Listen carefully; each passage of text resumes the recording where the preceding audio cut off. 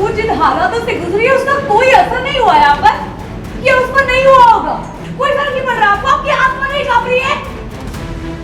किस तरह से गुजरी है वो? कुछ ज्यादा ही नहीं करती। तुम सारा के सारा अपने घर से आदत पे कैसे डाल दी?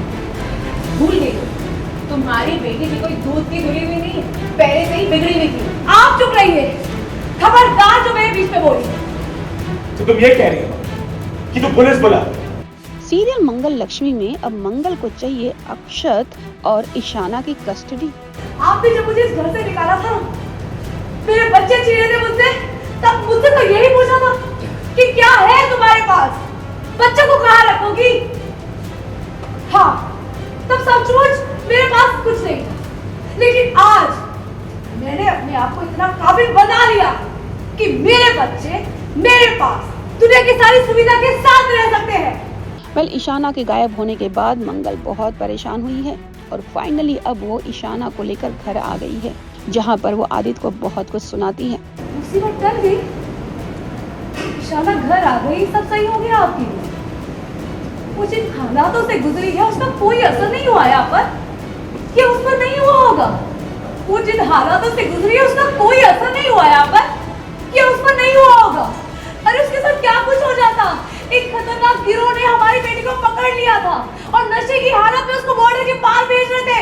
कोई फर्क नहीं पड़ रहा आपको? आपकी आत्मा नहीं कांप रही है? किस तरह से गुजरी है वो? आपको पता है शक्ति बात, मैंने आप जैसे आदमी के साथ अपनी जिंदगी के 19 साल कैसे गुजार दिए?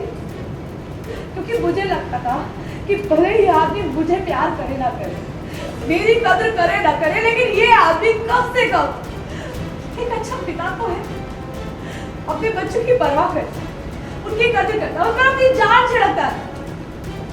लेकिन आज का अवसर के पापा, आपने अपने बच्चों की जान खतरे में डाल दी। ये सब देखकर सौम्या भी चुप नहीं रहती, वो मंगल को सुनाने लगती है। अब तुम कुछ ज्यादा ही नहीं बोल रही। तुम सारा का सारा अपने घर से आदत पे कैसे डाल दी?